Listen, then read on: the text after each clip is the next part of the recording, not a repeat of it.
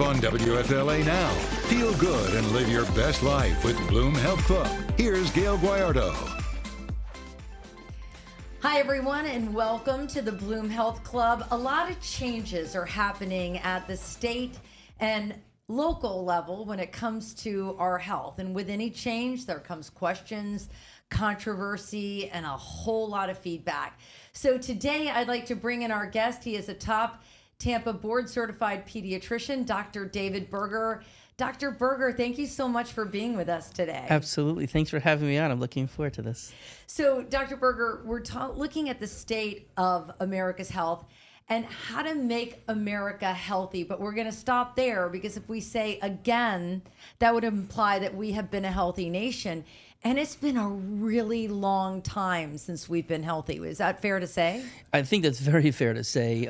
Granted, at the start of our country, it was probably more issues with infectious diseases as to what's kept us healthy. So maybe the triggers may be a little bit different now, but we certainly haven't been healthy. I mean, obesity has been certainly a long-term thing, certainly cancer, diabetes. So we've had these problems for a long time. Yes, things are worse now, but they were never really under control. You know, I talk about this a lot on Bloom. I lost both of my parents to cancer. And cancer is not, if you do one of those DNA kits, it's not something that's prevalent in the Guayardo family. Heart disease, yes. But when you're looking at what we're predisposed to as a family, cancer just doesn't rise to the top in DNA kits or any kind of deep dive of our health. But what was interesting to me is when I went to be their caregiver and stood by their side through this terrible journey towards the end of their life, I'd walk into these cancer centers and there would be rows and rows and rows of people hooked up to ports, hooked up to IVs. And while, yes, this country has been sick for a very long time, it seems to me we're really sick now, even our children, and you're a pediatrician and you see this firsthand. Yeah, and again, we're not heading in the right direction right now. Certainly we've learned a lot, certainly over the last 25 years of me doing this, and we've made some incredible progress in our practice in terms of significantly reducing the incidence of so many things. I think I've had one patient, maybe two, develop cancer in terms of pediatrics. The most recent data is showing autism about 1 in 31 in our practice. We're estimating it's about 1 in 300 in terms of babies who start with us from the beginning. Certainly, people transferred into the practice because they want me to take a more functional medicine approach to their children who have the diagnosis already, of which we're able to often make significant improvements. But I've been talking about this for almost 25 years, and the concept of even trying to work with women before they get pregnant, even a year before, to help optimize their nutrition, to help minimize their need for antibiotics, to help optimize their microbiome, to minimize their toxicity. And if you have an optimal environment for a fetus to develop, then you're starting the baby off in a right track. But if you're not, and the exposures are happening even as 2 cells become 4 cells and 8 cells, and as bacteria, as toxins are building up, those are things that we can prevent. We can address them, ideally before pregnancy. But we have people who come to see me who are already pregnant and or are breastfeeding. And there's no point that's too soon or too late to start getting healthy, to be aware of these things. But fortunately now that what we understand about plastics and what we understand about heavy metals and pesticides and BPAs and phthalates, which we can get into all of that we now know what the enemy is. And we know how to handle this. So how do we take this from a one-to-one basis with me working with the family in my practice to make this national, make it global? And it's exciting now because that's happening. Our producer and Bloom Health Club director, Sarah Smith. Sarah, I can tell you, many moons ago in my journalism days at the WFLA News Channel 8 newsroom, I would go marching in with a photographer and a heavy tripod, and we would go and talk to Dr. Berger because he was a real thought leader in the Tampa Bay area. There weren't many pediatricians or really doctors in general looking at the state of our health through the lens that Dr. Berger looks through it. Now, to his point, you're in your glory days now. Stuff that you've been preaching about for 25 years is what is being talked about at the federal level, which is pretty exciting. I mean, we're dedicating shows to this, right, Sarah? Yeah, exactly. And my thought was going to be, everyone has a different idea of what healthy means. So when you say optimal nutrition, optimal health, what does that actually mean? Because we got to come down to the bare bones of it. What does optimal mean, and how can we actually be healthy? So even basic things are people consuming enough water and avoiding sugary drinks, including juices? Are they eating enough fiber to keep their bowels healthy? Are they eating fermented foods in order to keep the microbiome healthy? Those are basic things that anybody can do on their own. But we're also doing things like making sure that they have optimal vitamin D levels and zinc levels and iron levels and metabolism markers, all which are things that can be corrected if you know that there's a issue there. I wouldn't put somebody on high-dose vitamin D unless I saw somebody have a vitamin D deficiency. Most people actually do. But still, I'm not one who believes that we just throw things at people. I like data.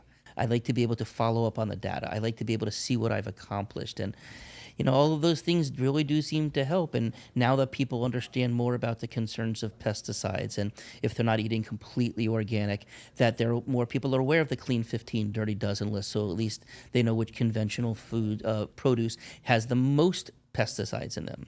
And now people are learning about how to minimize plastic exposures through use of silicone storage or by using stainless steel water bottles instead of plastic water bottles. And people are filtering their own water and not having to purchase filtered water or spring water in the first place. So these are actionable items that people can take. Costs have come down because the people are realizing that this is what people want. The companies are recognizing that. So we can identify this. I can do a fecal test and I can see how the levels of the probiotic, the good flora is. I can see if there's anything pathological like certain bacteria. There's many good bacteria, but there's some that are not so good in the gut, or candida yeast or parasites. And again, someone just asked me the other day about, should I do a parasite cleanse? I'm like, we don't know that you have parasites. So if we test and we see you have parasites, yeah, then there could be a benefit there. But I'm not going to just say, oh, everybody has parasites. Well, I've done enough fecal testing to know everybody does not have parasites. Right. We want to ask you some questions that are trending questions that people have and they just want the answer to. And the first one is, why are we seeing so many people with chronic medical, behavioral, and mental health diseases, especially amongst our youth? Well, I mean, I think a lot of it does start from the beginning, like we were talking about. If you don't have the nutrition, so let's just take vitamin D as an example. Vitamin D is absolutely necessary for serotonin to work at the serotonin receptors in the brain. What do we know about serotonin? It's essential. And we know low levels exist or low function exists for people who have anxiety, depression, panic attacks, other types of mental health diseases, as well as immune hyperactivity, things as autoimmune diseases, allergies, asthma, and eczema.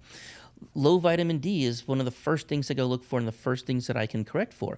But that's something that's very specific, that we have a national vitamin D deficiency, it seems. It's very uncommon when I do a level. And, the labs will typically report a level of 30 or above as normal for vitamin D. But that's really the level that you need for bone health. But for the immune health, it really needs to be above 50. I even go to 70 if there are people who have immune hyperinflammatory types of conditions. But the reference range for that, for instance, is 30 to 100. So 70 is the middle. And I've had people other doctors who have said, I can't believe you're taking that much vitamin D. Of which I said, did the doctor ask you what your vitamin D level is or was? No. I'm like, well, then the doctor doesn't really know what they're talking about, because we're checking those things. I don't want people with vitamin D levels of 100, 150. And if we started to see it go up, we're going to back down on the doses. But that's kind of just a perfect example. And we know so much now about the role of the microbiome in terms of our immune systems and in terms of inflammation, in terms of, nerve issues and neurological behavioral issues. So again, we can check for all of those things and we can correct them.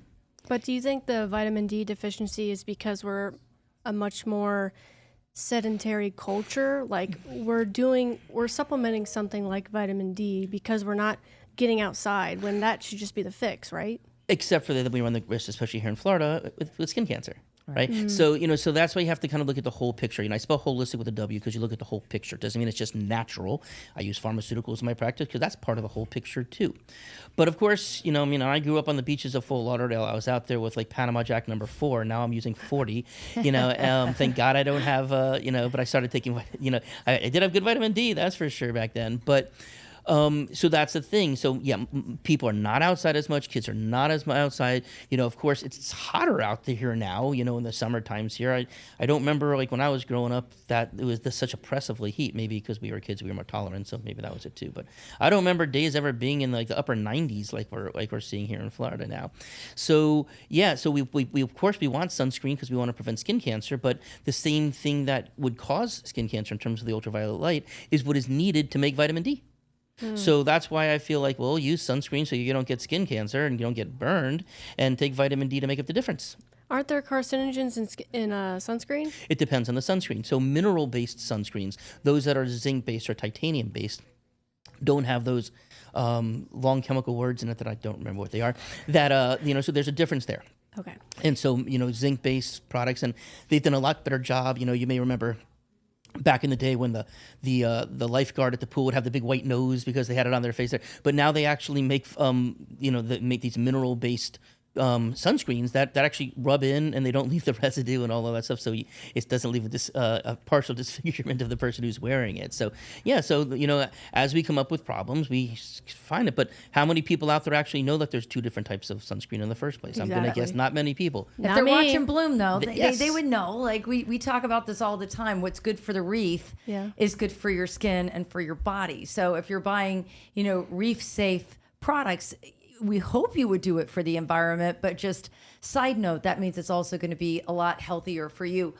One of the main things that I worry about in our current climate is that somehow, some way, our health has become politicized. So we want to talk about things that are being talked about at the federal level and break it down as to whether or not this is something that we should be concerned about. And, Robert F. Kennedy Jr., who is now heading up the Department of Health and Human Services, believes that chronic toxic exposure is at a level that needs to be brought way down. We're not getting the kind of clean food we need. We're not getting the water that we need to be filtered and cleaned enough. And we're not breathing in healthy air. What are your thoughts on that as a top Tampa pediatrician? Check the box, check the box, check the box.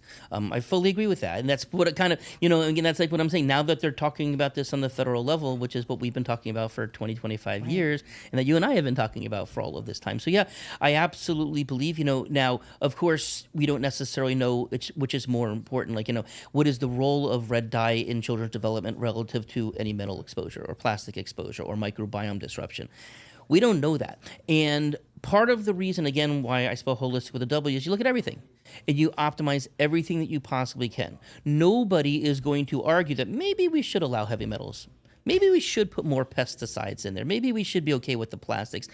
That's kind of a nonpartisan issue, right? And granted, it's finally coming up now because it took somebody from the outside of government who's been saying these things for many years. And, granted, some of the statements that are made, I think, are a bit, whether overblown or not necessarily the way that I would say it. I think they're, unfortunately, he does say some things that I believe are unartful or doesn't explain, because there's a lot of nuance. As a perfect example, when he was talking about autism a couple weeks ago and describing autistic people with autism, and the way he described it were people who have the most severe autism. But he did not clarify that.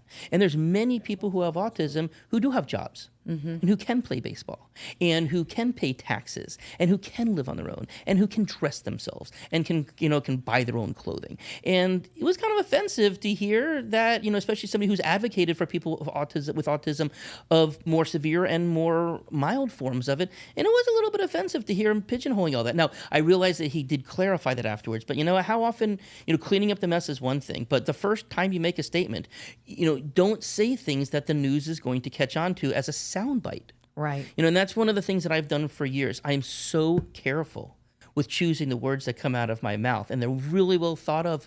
And I may even stop myself mid-sentence and say, let me start that over, because that's not where I was wanting to take this.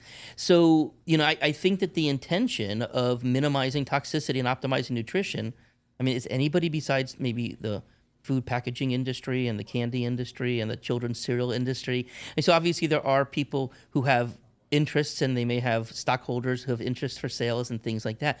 But those aren't those shouldn't be partisan issues. It's unfortunate because I do wonder how many people who are anti what just because of what he stands for, what this current administration stands for, and people are going to throw the baby out with the bathwater. Right. Nothing against babies, we can throw the bathwater out, but and that's unfortunate because again, the premises of where he's coming from, where is spot on, and realistically, that's why I do these types of shows. That's why I have my YouTube channel. That's why I'm writing a book called Making Healthy Kids: From Preconception to Infancy and Beyond is the subtitle on that, and because I want to get the word out there, but I realize I come from a different perspective. I'm a board-certified pediatrician. I've been doing this for 25 years. Back in the day at Tampa General, during my residency, I knew how to run the ER. I ran the ICU. I could take care of the most critically ill babies. So I realized that people can't blow me off as much as they would potentially somebody who's not a board-certified pediatrician. So I'm like, I want to use my platform. I want to help educate people because I think it can be done to the benefit of our society.